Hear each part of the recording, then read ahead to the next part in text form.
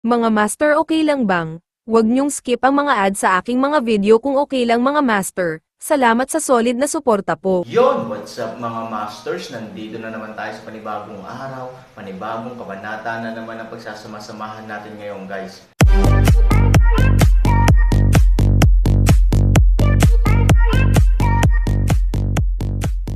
Bali mga masters, kung bago ka pa lang po sa aking YouTube channel, please click the subscribe button, lalong-lalo na po yung notification bell guys, para maging connected pa rin tayo sa isa't isa at maging updated kayo sa mga susunod ko pang video. Bali mga masters, bago natin umpisahan ng kwento ay mag-shoutout po muna tayo para sa mga solid nating tagapakinig. Shoutout Cruel Consuegra. Shoutout kay De Guzman JP. Yun na nga mga masters, no? Bali hindi na ito patagalin. In 3, 2, 1, let's go! Kung sino ang maaaring manalo sa laro ay natural na magkakaroon ng mas maraming buhay.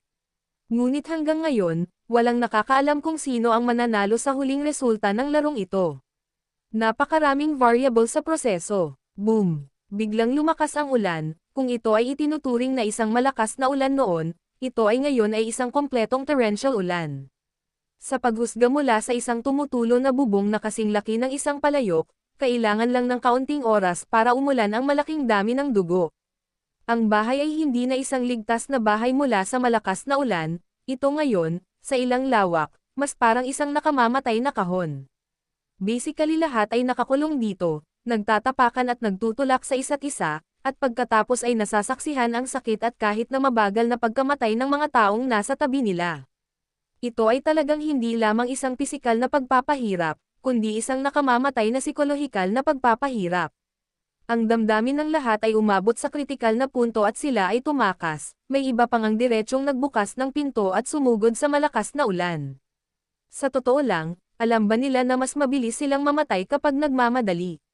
Baka hindi nila alam, kung tutusin, dinaig ng takot ang lahat ng kanilang rasyonalidad sa oras na ito, kaya ang ilang mga tao ay magiging desperado at likas na lilipat patungo sa isang lugar kung saan sa tingin nila ay makakatakas sila, pumunta sa isang lugar. Siguro may mga nakakaalam, pero mas alam din nila na mamamatay din sila kung magstay sila dito, pero at least medyo open yung labas. Sa labas, hindi na kailangang panoorin ang iba na mamatay sa sakit sa harap mo, at pagkatapos ay mamatay sa parehong paraan. Sa makatuwid, nang may nagbukas ng pinto, mas maraming tao ang sumugod palabas. Bagamat maraming matitinong tao sa bahay, ginagamit pa rin nila ang lahat ng magagamit na lugar sa bahay para harangin ang pagulan ng dugo, at habang pinoprotektahan ang kanilang sarili hanggat maaari, subukang huwag makita kung paano namatay ang kanilang mga kababayan at kasama. Ang panunood sa kanila na mamatay ng trahedya ay talagang, sa isang tiyak na kahulugan, nakikita kung paano ka namatay ng trahedya. Pare-pareho ang kapalaran ng lahat. Ngunit anuman ang mangyari, isang bagay na napakasigurado ay ang malaking puwersa, na sa wakas ay pinanatili ng itim na hangin at ng mga sagong nakasuot ng puti upang matiyak ang isang tiyak na antas ng kaligtasan at kaayusan, ngayon ay ganap na wala sa kontrol. Ito ay kaguluhan, ang lahat ay nasa kaguluhan. Tiningnan ni Heifeng ang lahat ng nasa harapan niya at nanatili sa eksena. Mahirap para sa kanya na tanggapin ang isang malupit na katotohanan, dahil hindi lamang ito nangangahulugan ng pagkawala, ngunit nangangahulugan din na ang lahat ng bagay na ginugol niya at ng puting damit na sugo ay walang kabuluhan. Ito ay isang pakiramdam ng kawalan ng kapangyarihan na ganap na tumama sa iyo mula sa isang espiritual na antas. Ito ay nakasusuka at lubhang nawalan ng pag-asa. Paano nangyari ito? Itinaas niya ang kanyang ulo at bumulong-bulong sa langit, nakaramdam ng kawalan ng lakas saglit. Mahirap lang. Kapag siya ay ganito, ang sagong nakaputing damit ay talagang lalong hindi komportable at desperado. Pagkatapos ng lahat, mula sa simula hanggang sa katapusan, ang espesyal na sugo sa puti ay ang ganap na commander ng lahat ng mga aksyon na ito. Ngayon, siya ay nanonood ng walang magawa habang ang buong laro ay nasira ng sarili niyang mga kamay, paanong hindi siya makaramdam ng galit. Kumpara sa kawalan ng pag-asa ni Heifeng, mas nakaramdam siya ng pagkabigo o kahihiyan. Nadama niya na ang kanyang plano ay talagang walang talo sa isang ganap na kahulugan. Mayroon lamang isang napakaliit at detalyadong link na nagkamali, iyon ay, nagkaroon ng kakulangan ng pagsasaalang-alang para sa pagtagas ng bubong, Pero hindi niya talaga akalain na isang maliit na pagkakamali lang pala ang magiging dahilan ng pagkawala niya ng lahat, at ngayon wala na siya. Hindi talaga siya payag na sumuko. Bakit? Bakit nangyayari ito? Nang siya ay labis na nalulumbay, mabilis na tumakbo si Kono, espesyal na sugo, ang itim na hangin ay nagpadala ng isang tao upang magtanong, ano ang dapat nating gawin ngayong wala na sa kontrol ang sitwasyon. Nang hindi naghihintay ng anumang tugon mula sa sagong nakaputing damit, nagpatuloy ang lalaki, bukod pa rito, may mabuting balita mula sa may-ari ng nayon. Magandang balita, bahagyang sumimangot ang sagong nakaputing damit, basahin mo muna. Inutusan ng may-ari ng baryo ang mga tao na linisin ang cellar, manatili muna tayo sandali sa labas, pagkatapos malinis at tahimik ang cellar mamaya ay sabay tayong pumunta doon para samilong sa ulan. Ito ay talagang magandang balita. Gayunpaman, ang mabuting balitang ito ay dumating ng medyo huli, kung mahigit 10 minuto lang ang nakalipas, baka nagbago na ang lahat. Pero huli na talaga, ang kasalukuyang sitwasyon ay malamang nalampas sa kanyang kontrol. Go and tell Blackwind the news, especially those who are still in the house, para sila ay manatiling gising at makatuwiran at huwag magpanik, malapit nang mabuksan ang cellar. Sa sandaling mabuksan ang cellar, lahat tayo dito ay mapoprotektahan kaagad, at ang ating buhay ay magiging ligtas. Ito lang ang paraan para patatagin ang puso ng mga tao. Paano yung mga sumugod na palabas? Nang marinig ito, ang espesyal na sugo na nakasuot ng puti ay nakaramdam ng kaunting kalungkutan, ngunit alam niya na walang saysay ang pagliligtas sa mga taong iyon. Kung magmadali silang lumabas, malamang namamatay sila sa labas. Siyempre, kung mabubuhay sila, ito ay maaari lamang ituring na kanilang swerte, wala nang iba pa. Gayunpaman, imposible para sa kanya na mag-aksaya ng anumang lakas ng tao sa pagliligtas sa kanila. Una, hindi sila maliligtas, nagmadali silang lumabas at nabuhusan ng dugo, na sapat na para patayin sila. Pangalawa, hindi nila masyadong kayang iligtas sila, para silang mga manok na nataranta. Kamakaway, kung gusto mong iligtas sila, natatakot ako na kailangan mong hayaan ang kahit isang tao na iligtas sila mag-isa, ilang elit ang magagastos. Pumunta ka. Sa halip na gamitin ang kapangyarihang ito para sa layuning ito, mas mabuting gamitin ito para sa gawaing paglikas na makapagpapanatili ng mas maraming tao na ligtas. Oo, bilang karagdagan, sabihin kay Hefeng na ang bahay ay hindi magpapahinga pansamantala, hayaan ang lahat ng mga elit na mag-imbak muna ng isang tiyak na halaga ng lakas. Kapag ang cellar ay ganap na nabuksan, hayaan ang mga elit na itayo ang kalasag ng enerhiya upang maprotektahan ang pinakamaraming tao hanggat maaari mula sa pagpunta sa cellar. Panipi, sa katunayan ay may isang mahabang paraan upang pumunta sa cellar, ngunit dahil sa napakalakas na pagulan ngayon, ang sugo ay nag-aalala sa malakas na pagulan. Kaya bang suportahan ng mga energy shield ng mga elit ang napakahabang paglalakbay? Saka, sa batayan ng pagprotekta sa maraming tao. Gayunpaman, ito na ang huling paraan. Itim na hangin, pagkatapos marinig ang balita, mabilis na gumawa ng mga pagsasaayos at pagsasaayos. Sa balitang bubuksan na ang bodega ng alak, sa wakas ay medyo matatag na ang pakiramdam ng maraming taong nananatili sa bahay. Ang mga tao ay hindi natatakot sa maraming bagay, ngunit ang lubos nilang kinatatakutan ay ang kawalan ng pag-asa. Ang cellar ay isang lugar kung saan sila maaaring manganak, nagbibigay sa kanila ng pag-asa.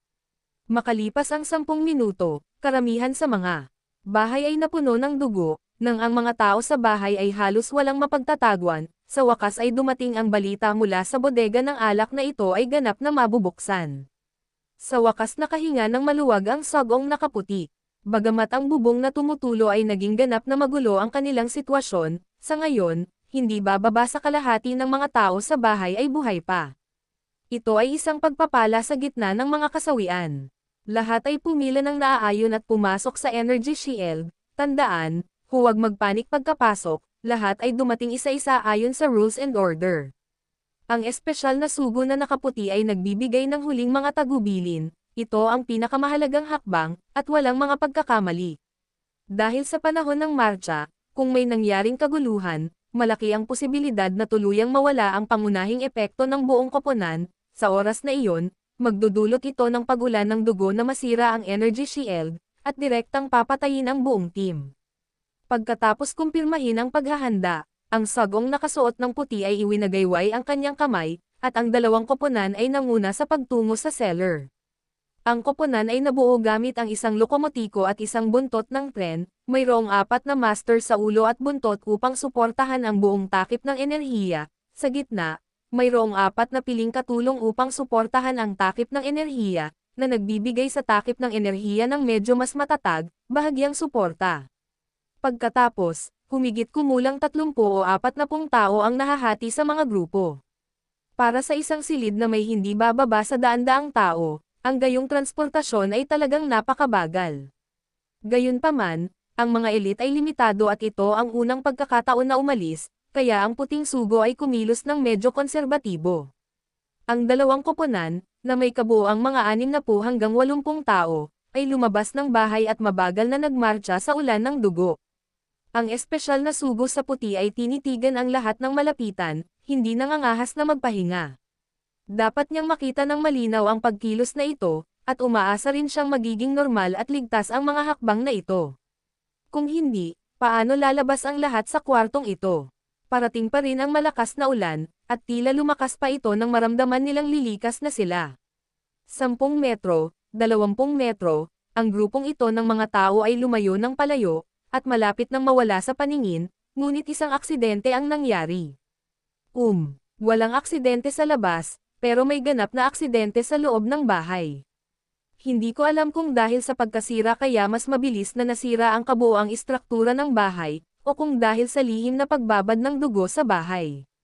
Biglang nagkaroon ng muffled sound at kasabay nito, halos gumuho ang bahay, at marami sa mga kaugnay na pader ay nagsimulang magkaproblema at sunod-sunod na gumuho. Ang bahay na ito ay naging ganap na isang kahon ng putik, at sa labas ng kahon ng putik, mayroong hindi mabilang na mga baha na tumatama dito. Sa ilalim ng gayong mga kalagayan, ang kanilang sitwasyon ay nagsimulang maging mas mahirap. Kinailangang ipadala ng espesyal na sugo na nakaputi ang natitirang mga elite upang makipagtulungan sa kanya upang suportahan ang kalasag ng enerhiya upang maprotektahan ang lahat sa silid. Special Envoy, bakit hindi tayo umalis ngayon? Nagmamadaling sabi ng nasasakupan. Natatakot ka ba? Galit na tanong ng Envoy in White. Ibinaba ng nasasakupan ang kanyang ulo at sinabi, mahigit 1 taon na akong sumusunod sa espesyal na sugo, kailan ka pa nagkaroon ng takot sa kamatayan? Alam kong ayaw mong gawin ito ngayon, ngunit ang katotohanan ay nasa harap din natin, at dapat nating tanggapin ito. Oo, alam talaga ng Special Envoy in White sa puso niya na kailangan na talaga nilang umatras. Sa halip na sayangin ang enerhiya ng lahat sa pagsuporta sa energy shield para protektahan ang lahat sa ulan, mas mabuting kunin ang pagkakataong ito na pumunta sa cellar, hindi bababasa, ito ay kumonsumo ng parehong enerhiya, ngunit ang lahat ay papalapit ng papalapit sa cellar. Gayunpaman, ang espesyal na sugo sa puti ay talagang medyo balisa ngayon. Sa tuwing gusto niyang gawin ang isang bagay, tila ang mga bagay ay palaging mas masahol pa kaysa sa naisip niya. Tila nakalkulan niya ang lahat ng tumpak sa bawat oras, ngunit sa bawat oras na dahil sa isang maliit na pagkakamali, ang pangkalahatang ritmo ay mas mabagal. Ito ay talagang malungkot. Minsan ganito, kapag hindi mo mahawakan ang isang bagay, maaaring wala kang anumang ideya, ngunit kapag inabot mo ito at malapit ng hawakan, hindi mo ito mahawakan ng paulit-ulit, na nagiging dahilan ng pag-ayaw ng mga tao. Sa pagharap sa panghihikayat ng kanyang mga nasasakupan, ang espesyal na sugo na nakaputi ay natigilan saglit, at sa wakas ay nagpakawala ng mahabang hininga. Oo, tama ka, dapat talaga umalis na tayo dito. Ang sugo na nakaputi ay natapos ang kanyang mga salita at tumingin sa mga tao sa kanyang likuran, ang bagay ay higit na seryoso kaysa sa aming inaasahan, ngayon, wala kaming pagpipilian kundi ang dahan-daang lumipat patungo sa cellar.